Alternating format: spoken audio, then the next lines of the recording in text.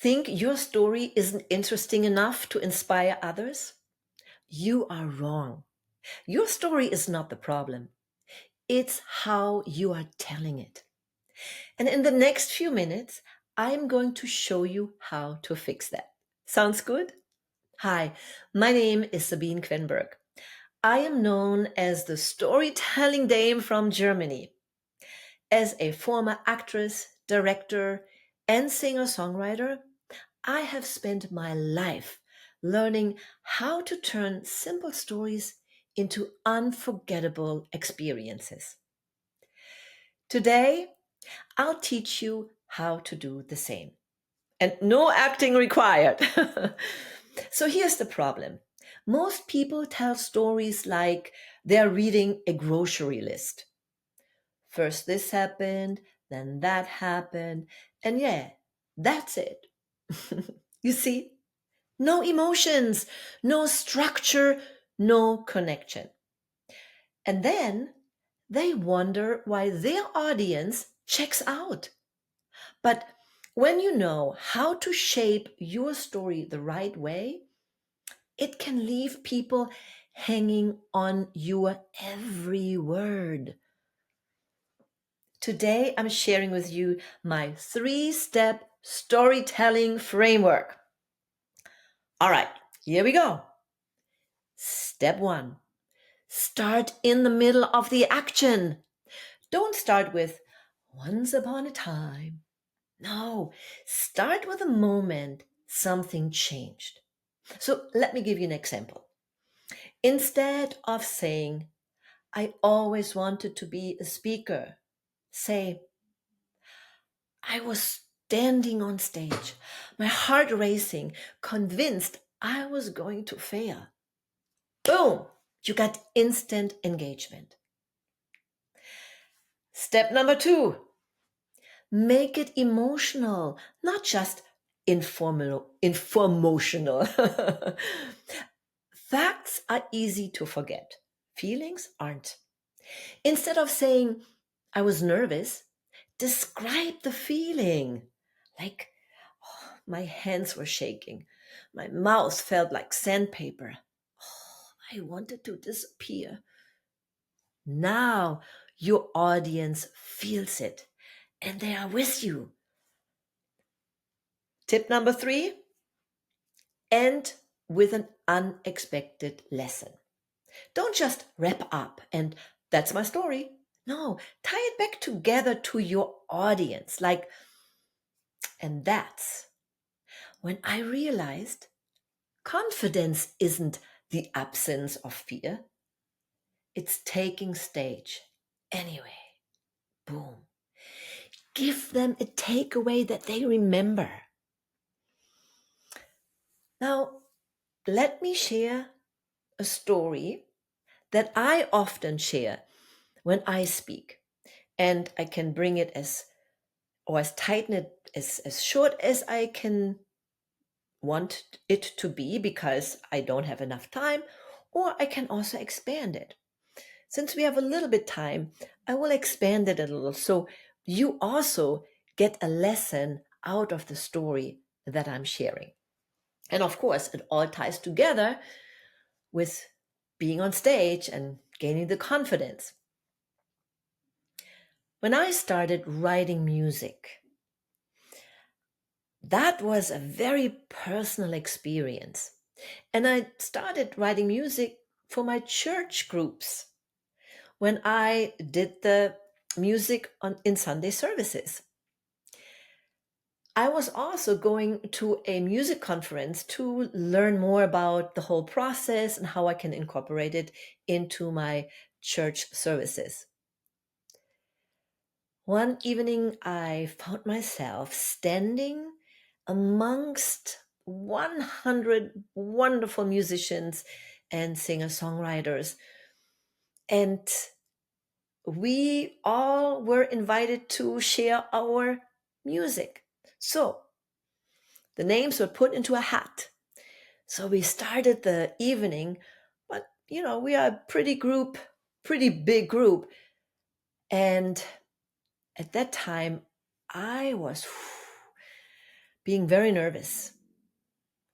Secretively, I was thinking, I hope my name will not be drawn out of that hat, because I was just afraid to share my music, to be very frank with you. I'm not afraid to go on stage and sing a song someone else wrote. I've done that as a musical performer all the time. But sharing your own songs that are very personal is a different story. So my prayers were answered. My name was not pulled out of the hat. It was a relief. But at the same time, I was a little bummed too, because it would be a good opportunity to do that. But it was what it was. The next evening was our final ceremony, and we ended up singing, and we were all so liberated, and our spirit was lifted after we sang that song. There was a chant actually, so I felt good. And then the organizer said, we felt so bad that not everybody was able to share their song yesterday. So we extended it to today. All of a sudden, I got that feeling of anxiety back. But this time it was a little different. Number one, I had a lifted spirit and a lifted heart and more confidence because I felt good. And number two, I was thinking to myself, Sabine, you need to walk your talk.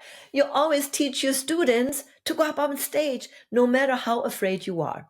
Even if you make a mistake, it's okay. Life will go on. Or, as we say in showbiz, show must go on, right? So I made peace with that. And then I thought back on my acting times where when you're at opening night, you are nervous. What do? Deep breathing, the deep belly breathing, which I did.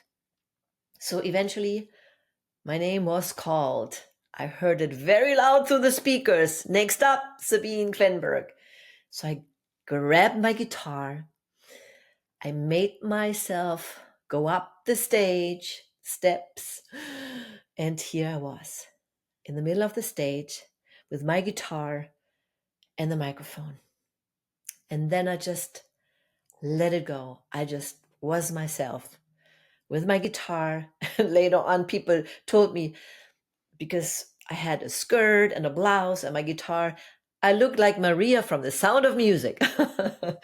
So I started telling the story of how I wrote the song, of how I got that guitar back. When I visited my dad in Germany, my guitar was in the attic. And so I found it and brought it home to the United States and started writing songs on it. And this was the first song that I wrote. So I shared that quick story, which made that connection to my audience. Back then, I did it less from the head. What I'm teaching now, you have to make that connection, but more from the heart, from what I always do. And then I invited the audience to sing along if they wish to during the chorus, because it's a simple melody and there are only two words to the chorus. The two most powerful words, I am. So I started singing, and then magic started to happen. Everyone was singing along in the chorus, but most importantly, there were singer-songwriters, musicians, so beautiful harmonies came about, and I felt like $1,000,000 afterwards. But here's where the big magic started to happen. And that was when people came up to me saying things like, wow, thank you for sharing your song. This was beautiful. Keep writing music. And one woman came up and said, this was exactly what I needed to hear today. Whoa, that was totally unexpected. But at that moment, I realized if I wouldn't have gone up on stage, didn't have the confidence, would say no to an opportunity.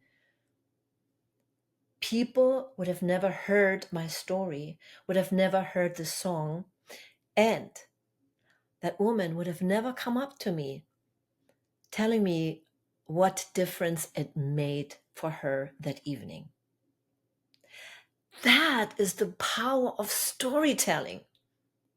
And because of that, I later on took action to create a whole CD and produce that CD in Nashville, Tennessee. But that's a story for another time. But why I'm sharing it is because your story matters.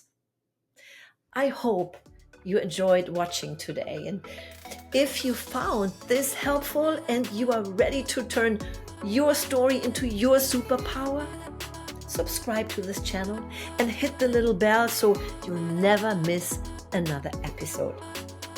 And if you're serious about becoming a powerful speaker, check out my Speaker Academy coaching program. The link is in the description.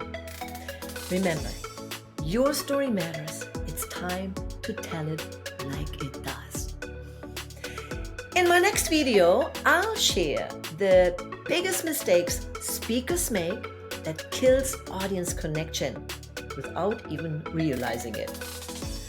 So this was it for today. I hope to see you in the next video. This is Sabine Quenberg, the Storytelling Dame, signing off.